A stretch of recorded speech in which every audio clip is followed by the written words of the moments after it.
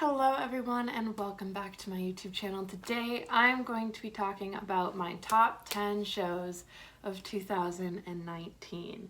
I'm very excited to talk about this. Fun fact, I've actually already recorded this exact same video, and then after I recorded it I thought of other shows that I wanted to add. So we're redoing this. I'm very pleased with my list, I would say.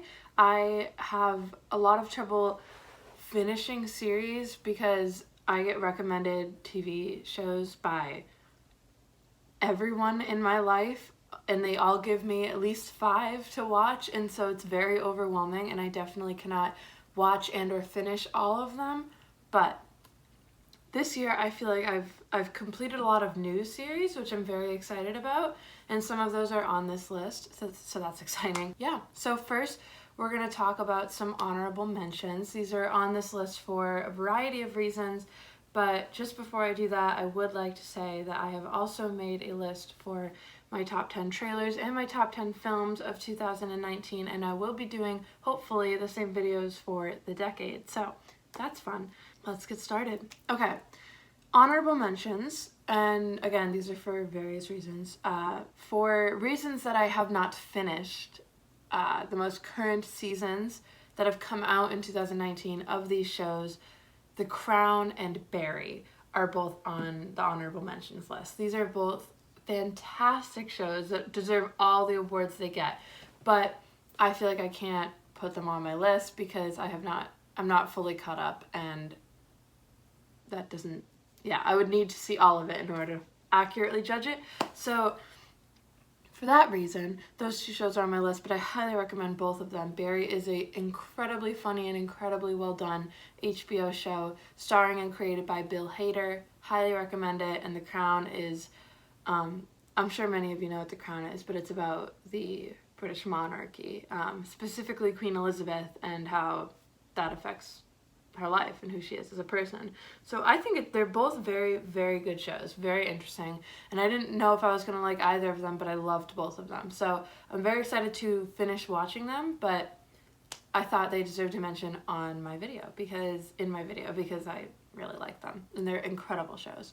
Okay, more honorable mentions, mainly just because they didn't end up getting on my list, were Fuller House and High School Musical, the musical, the series.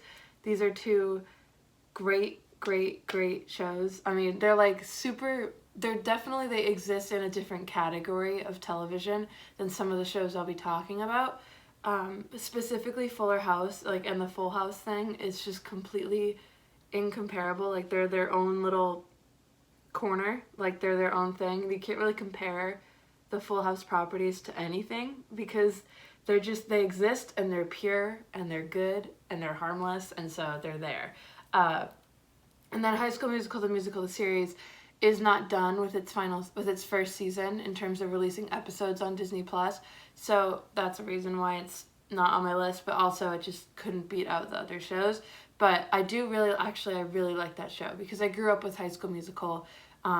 It was literally during my prime Disney years, those came out, and I was obsessed with it as a child, like obsessed. And so it's really cool to revisit the property in such an interesting way. I love the way it's filmed like The Office. I probably will review it when the season ends, but I think it's a very interesting show.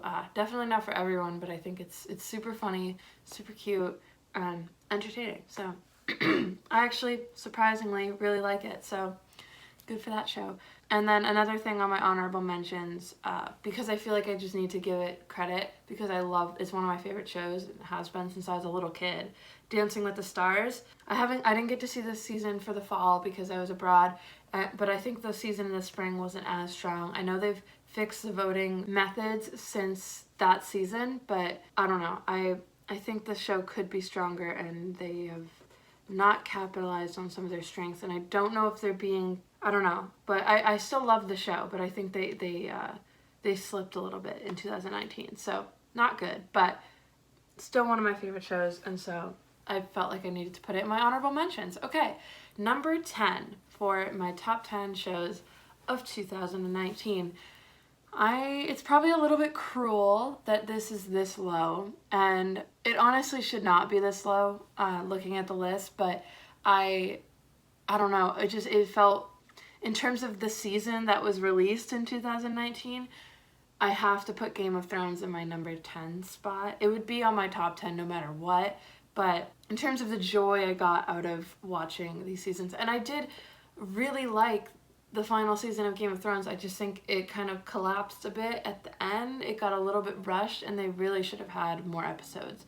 So that's kind of a shame, but Game of Thrones means a lot to me as a property. It means a lot to my whole family. It's really been like a common interest for all of us, and so seeing it finally end was really sad, but the hype leading up to it was also just so exciting. And I did think the first like 3 episodes were incredible, especially the one right before the Battle of Winterfell and the Battle of Winterfell. So I think those were 2 and 3. But I still really like the show, and I've seen the entire series minus the final season, which I haven't rewatched yet because I haven't gotten a chance, like 3 times. So I still love Game of Thrones like so much, but I definitely think that they misstepped, and it's a real shame because they kind of fell into that great TV shows curse where they don't have a finale that can live up to the rest of the series, which is a shame.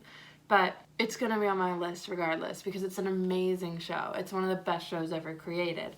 And so it's a shame what happened at the end, but it's still great, and it still deserves a spot on my list. Okay, number 9, Andy Mack from Disney Channel. Very shocking, especially because like this show is not on my radar at all come the spring. So I heard about it because of the whole representation thing, and I was like, oh, that's really cool, they have representation, like I have a gay character, that's amazing, awesome. And then I heard the show got canceled, and I got really upset. And then eventually, I don't know how, I completely forget how actually, I probably talked about it in the video I made about Andy Mack, because I did make a video about it, and why the representation in it is very important. And not just for the LGBT community, but they represent so much, like broken homes, poverty, race, ethnicity, religion, and different religions that aren't always covered either, like Judaism. They had a deaf character, they have like, it's just very, it was very, very progressive for Disney Channel, and it was actually a pretty good show. It was created by the same creators, Lizzie McGuire, which was a popular Disney show when I was a kid, and I didn't expect to be entertained by it at all because it's a kid's show, but even though it was super corny and like really cheesy and kind of predictable, it was also like really well done and highly entertaining, which was, again, like I'm shocked, but it was very good, and I really enjoyed it, and I'm very bummed that it got canceled, and part of the reason it got canceled was probably because of the backlash from people who don't agree with the more progressive things they were trying to show kids. But representation in all forms is incredibly important, and I have a lot of respect for the show, so I included it on my list. I watched it over the summer.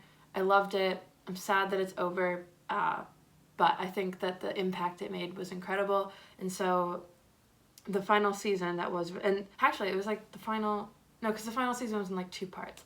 So they aired like the whole final season throughout 2019, and especially in that last episode, they finally had a gay couple. Woo! So it's an important show, and I have a lot of respect for it. But yeah, so for that reason, it is on my list. Okay, number 8, and this is a strange one, The Great British Bake Off. Not the type of show you would normally see on a list like this, but this show, something about like the Great British Bake Off, like it is nothing like American cooking shows. It is not competitive. They help each other finish stuff. It is just so pure and sweet and innocent and charming, and I love it.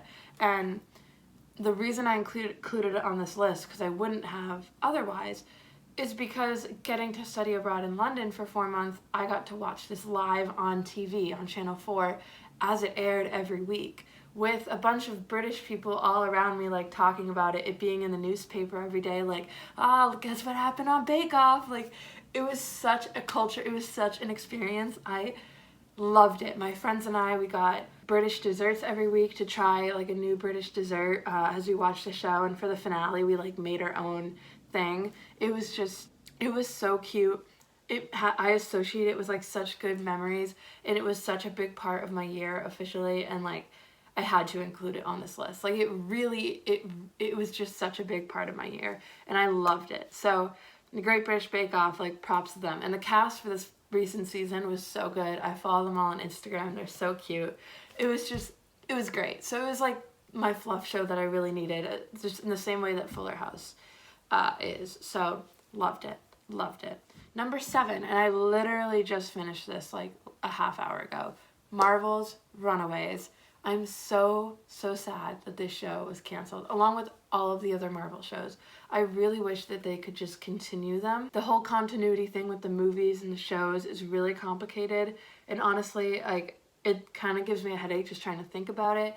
I think it is strategically good to keep them separate, but I'm so sad that these Marvel shows have to end because of it. Like, even the Marvel Netflix shows, like Daredevil, why do we have to let go of them? If we can keep Deadpool, then why can't we keep some of these other things? But like, from a financial and strategic standpoint, it's just not very smart. But like, this season of Runaways was so weird. Like, it was so weird, but I loved it. Like, I loved these characters. I love Gert so much, and I'm just so sad that we won't get to see these characters again. And even if we do, not with the same actors, I really wish there was some way we could make this work. I really liked this season, and I love this show. So it's a shame. And hopefully Hulu has something else that would justify me keeping it, because I don't even know like what else on Hulu I would even watch. Okay, number 6. Dairy Girls. Dairy Girls, I'm not sure if many of you have heard of it. It's a show, it's a UK show, but it has come over onto American Netflix. But I watched it while I was in the UK. There are 2 seasons of it. They're filming the 3rd season currently, I'm pretty sure. It is so funny. It's definitely not for all, like, it's definitely for my demographic, like as a 20-year-old girl, but woman. But I love it so much. It's so funny. It's set in Northern Ireland near the border during the 90s, which those of you who know anything about the history of Ireland and Northern Ireland / UK, there was a lot of tension, especially in the 90s at that border. There's always been a little bit like conflict there. It's a very complex history, which I will not get into, but it's a very interesting setting for a coming-of-age TV show, and it is so funny. It's so cleverly written. It's so witty. Even if it's not a show targeted at you or for you, there's no way to not respect how well done it is. It's so clever, and it's hilarious. So hilarious. And I think I have more of an appreciation for it after spending time in not that location, but in the UK and going to Ireland and having more of an idea of like things they're talking about. And it's hilarious. I love it so much. I cannot wait for the next season, and it is one of my favorite shows. So Dairy Girls, absolutely amazing. Highly recommend it. Okay, number 5, Big Little Lies. This show over the summer was so much fun to watch with my mom. Meryl Streep absolutely destroyed this season. It was fantastic. I was nervous after taking a limited series and adding another season to it, but I think it was done really well, and I cannot wait for there to be more. It's super well done, super well directed, super well written, and very interesting. Again, not something I ever would have expected myself to like, because it's like a bunch of rich moms having drama, but it is so good. It is worthy of the Emmys that it won. It is just absolutely outstanding. The cast, the crew, everything about it is just very high class and highbrow and well done. So highly recommend Big Little Lies, and it was a good season. Very much enjoyed it. Okay, number 4, The Politician. Loved The Politician. Trigger warning to anyone thinking about watching it if you deal with mental health issues or suicidal tendencies, because they do touch on stuff like that and they don't shy away from it. But the show is such a clever concept, and it is so well realized. I can't even... Okay, so for those of you who don't know anything about The Politician, it stars Ben Platt, who you may know from movies like Pitch Perfect, and he was the lead, the original lead on Dear Evan Hansen. Also stars people like Lucy Boynton, who you may know from Bohemian Rhapsody. Like a lot of stars that you would recognize. Those are just two that came to my head. And basically the premise of the show is that if you take all the dirty, crazy, out of this world nonsense about US politics and applied it to a high school student body election, and it is so clever and funny and dark and sad, but amazing. It is so crazy. And like, that is not what high school is like at all, but it's such a funny concept to like apply the just how aggressive and dirty like US politics are to high schoolers in an election, and how seriously they take it, like doing voter polls, counting everything, like having a VP, and then like, oh no, the VP said something controversial on Twitter and it has this many likes and it needs to be removed, but the like percentage of people who have seen it, it's like it's crazy. Like, it is so funny and like, but also amazing. And it's, I wouldn't even call it a comedy. I know that at the Golden Globes it's being called a musical or comedy. I would consider it more a drama. There are funny parts and there are a few songs, but it's not a musical and it's not a comedy. I don't know, I would consider it more of a drama. It's a very, very intense show, but the way that the color palettes of the show and the intensity of the shots and the directing is just incredibly well done, like so well done.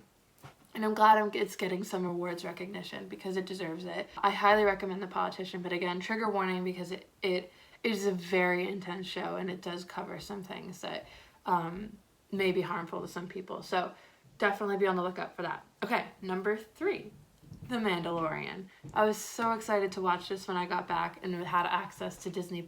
I feel so bad for the UK that they don't get to have it until March 31st, I think, because that is just ridiculous. But The Mandalorian is such a good show. I literally just reviewed it, so I won't talk much about it, but I was so pleasantly surprised by it, and I love Jon Favreau. Pedro Pascal is doing an amazing job. All of the characters are fantastic, and I think they're really strengthening the Star Wars brand with this show, and I love it, and I love Baby Yoda. So, The Mandalorian is number 3. Deservedly so. Number 2, my favorite comedy, and I think one of the best comedies ever created, The Good Place. This show is just absolutely unfathomably clever. I cannot even begin to express how much I love it. It is, I'm not, sometimes comedies it's really don't connect with me, but this show is so good. And the cast all around, from Ted Danson to Kristen Bell, like, they're all so good. And the concepts that they explore in that show are just so, again, clever. It's genius. It is a genius show. And I love it. I do not want it to end. They're airing the finale in January. I'm super bummed that it has to end, but I think it's ending at a perfect time, a perfect place. And the messages throughout that they share throughout the show, just, again, how clever it is. It is so entertaining, and it always keeps me on my toes. I never expect the things they're gonna do. And the real world, like, meta jokes that they have are also hysterical given the setting that they're in. So it's so good. And also, Tahani would make like references to things about London that now I understand. Like, I know what the heck Knightsbridge is. It's so fun, okay? But yeah, I love The Good Place so much, and I highly recommend it if you have not seen it yet. Like, highly recommend it. And I highly recommend that if you're trying to get into it, watching the entire first season, because finding out about what happens in the finale is what actually made me want to watch the show. So if it wasn't for that being spoiled for me, I might not have ever gotten into it. And I'm really glad I got into it because it's one of my favorite shows of all time. So The Good Place, absolutely fantastic. And my number 1 show, this should not be a surprise to literally anyone who has seen any of my videos before, ever, Stranger Things. I have seen this show 14 times. I'm not afraid to admit it. Well, I've seen the first season 14 times. The other seasons have come out later, so obviously the number's a little bit lower. But it is my favorite show to death. Like, I will defend this show until the day I die. I will love this show. I will continue to rewatch this show until the day I die. And it is a fantastic, fantastic show. And I love it. And I loved the 3rd season. And it wasn't perfect, but it was perfect because I love it. And it is like my ultimate escape. It is my favorite thing ever in media. And I love it. So there we go. everyone. That is my top 10 TV shows of 2019. I don't know why I said that so weirdly. I apologize. I'm so excited to hear all of your opinions on what your favorite shows of 2019 are. Art is super subjective, so it's a lot of fun to talk about how all of these things affected everybody differently. And I'm just, again, very excited to hear what shows you guys picked, which shows were your favorite. I know there are a lot of shows that came out this year that I still have yet to watch that I actually do want to watch, like Fleabag or Killing Eve, and I need to finish The Crown and Barry, and there's a lot that I definitely want to explore, and it's very overwhelming because TV shows take up a lot more time than film, but it's still very exciting. Some of these shows have since been canceled, which is so upsetting to me, but I hope that one day they can continue in some sort of way, and I'm grateful for the impact they left on me. So again, please let me know in the comments down below all of your favorite shows of 2019. Do you agree with anything on my list? Do you have the same list as me, which would be really crazy? Or do you have anything on your list that you would argue should be on my list, or vice versa? Like, did I raise any TV shows that you now want to watch? I don't know. Let me know all of that because I love talking about it. And please subscribe if you want to see the coverage of my favorite movies and my favorite trailers for 2019, and if you want to see my favorite list for the decade. But I'm very excited to talk about this with all of you, so give this video a thumbs up if you liked it, or if you agree with anything on my list, and yeah, have a good day everyone. Bye.